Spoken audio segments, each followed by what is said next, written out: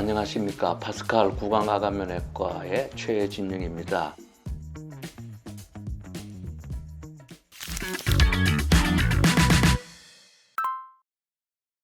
오늘은 환자분들이 궁금해하는 양악수술을 어디에서 받아야 될까, 이 부분에 대해서 좀 말씀을 드리려고 합니다. 많은 환자들과 상담을 하면서 느끼는 것은 턱교정 수술, 양악수술은 이뻐지려면 성형외과에 수술해야 되는 거 아닌가, 이렇게 생각을 하고 병원을 찾아다니는 분들을 많이 보게 됩니다. 이 양악수술은 엄격하게 학술적으로 말씀을 드리면 턱교정 수술인데, 기본적으로 얼굴뼈 수술은 크게 안면 윤곽 수술과 턱 교정 수술, 양악 수술로 나누어 볼 수가 있다. 그래서 안면 윤곽 수술은 예를 들어 턱끝 수술이라든지 광대뼈 축소 수술이라든지 사각턱 수술이 대표적인 안면 윤곽 수술입니다. 턱 교정 수술은 위턱, 아래턱, 학술적으로는 상악, 하악이라고 하는데, 이것을 합해서 양악 수술 이렇게 이야기를 하는데, 이해를 도우려면 위턱, 아래턱 수술을 통해서 교합을 맞춰주면서 환자 얼굴에 심미적으로 가장 적절한 수술을 계획하고 수술하는 것이 양악 수술이다. 그럼 환자분이 이해하기 쉽도록 하려면 어떻게 이해를 하느냐? 수술을 통해서 이의 위치가 바뀌는 수술은 턱 교정 수술이다. 그래서 광대뼈가 튀어나와 있어서 광대뼈를 줄인다고 합시다. 광대뼈 줄이는 수술하면은 이의 위치가 바뀝니까? 안 바뀌지요. 사각턱이 심해서 사각턱뼈를 좀 잘랐다고 합시다. 없애준다고 해서 이의 위치가 바뀝니까? 안 바뀝니다.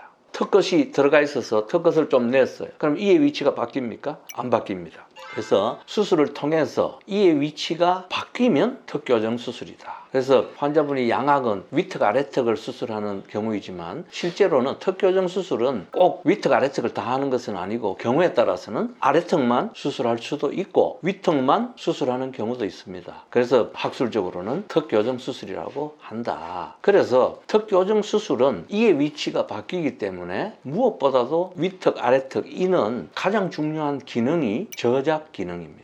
음식을 씹고 입 벌리고 말하고 하는 기능이 제일 중요한데, 이 제일 중요한 기능을 무시하고 외모만 생각하는 것은 잘못된 생각이다. 그리고 턱교정 수술은 턱교정 수술만 하는 의사가 있습니다. 영어로는 orthodontic surgeon이라고 하는데, 턱교정 외과 의사입니다. 그래서 외과 의사가 일반 외과도 있고 신경외과, 정형외과 많이 있지만 턱교정 외과가 있어요. 그래서 턱교정만 전문으로 하는 의사한테 수술을 받는 것이 상식적으로 맞지 않은가, 이런 생각을 합니다.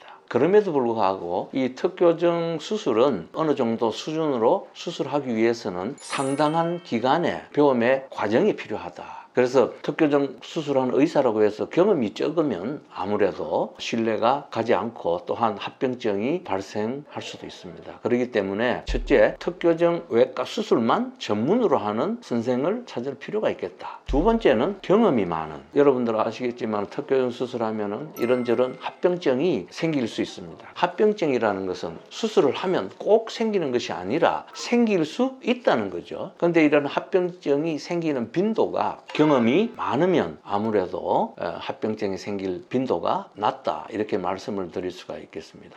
그러면은 턱교정 외과 의사는 기능은 중요하고 이 심미적인 부분은 전혀 모르는 선생들인가? 그렇지가 않습니다. 턱교정 외과에서 하는 수술은 이제 가장 중요한 것은, 첫 번째가 저작 기능, 그 다음에 개구, 이런 문제를 해결하는 것이고요. 두 번째가 심미적인 겁니다. 환자 상담하러 가보면은 시계 방향으로 회전을 얼마나 하고 반시계 방향으로 회전한다, 이런 걸 들으셨을 텐데, 예를 들어 턱을 집어넣어서 윗니하고 아랫니만 잘 맞추게 하려면은 많은 경우는 아래턱만 수술해도 그 목적을 이룰 수가 있습니다. 그러나 많은 경우에 양악수술, 위턱도 같이 하는 것은 교합은 맞지만 턱이 나와 보이면은 시계 방향 회전을 통해서 아래턱이 들어가는 양을 조절을 하실 수가 있는 겁니다. 그래서 턱교정 외과 의사가 경험이 많으면은 이러한 심미적으로 어떠한 상태일 때 그 환자의 가장 적합한 수술 계획을 짤 수 있는지를 알 수 있기 때문에, 연조직 수술, 흉터가 생겼다든지 아니면 열상이 생겼을 때 봉합을 잘하고, 이런 부분은 아무래도 성형외과 선생님들이 경험이 많으시니까 잘하지만, 우리가 하는 턱교정 수술은 입안으로 하기 때문에 흉터 자체가 입안에 남지 바깥에는, 피부에는 흉터가 전혀 남지 않는다. 그리고 수술 계획 계획은 특교정 전문으로 하는 선생님들이 환자 얼굴에 적합한 수술 계획을 할 수가 있다. 마지막으로 지난번에 말씀드린 이러한 디지털 양악 수술을 함으로써 전통적인 수술로는 해결할 수 없는 부분을 디지털 테크놀로지를 이용함으로써 보다 만족스러운 양질의 합병증이 적은 수술 결과를 만들어낼 수 있다. 그래서 제가 요약해서 말씀드리면 특교정 수술을 전문으로 하는 특교정 외과 의사가 경험도 많고 마지막으로 최신 의학 기술인 디지털 테크놀로지를 이용하는 의사를 찾으면 환자분이 비교적 안심하고 양악 수술을 맡길 수 있지 않을까 이렇게 생각을 합니다. 마지막으로 슬라이드를 한번 보시면은 다른 선생님이 수술한 환자인데 수술하고 난 뒤에 최종 교합이 이렇게 됐습니다. 얼굴은 예뻐졌는지도 모르죠. 그러나 이가 전혀 맞지 않습니다. 이러면은 얼굴은 예쁘게 될 리도 없죠. 환자가 음식을 씹어 먹지 못하는데 무슨 예쁜 얼굴이 소용이 있습니다. 기본은 기능을 정상화하는 위에 2차적으로 심미적으로 예쁘게 하는 수술이 특교정 수술이다. 그래서 제가 오늘 말씀드린 부분을 참고해서 여러분들이 진료를 받고자 하는 병원을 찾아가는 데 도움이 되었으면 하는 바람에 이 제목으로 말씀을 드렸습니다. 감사합니다.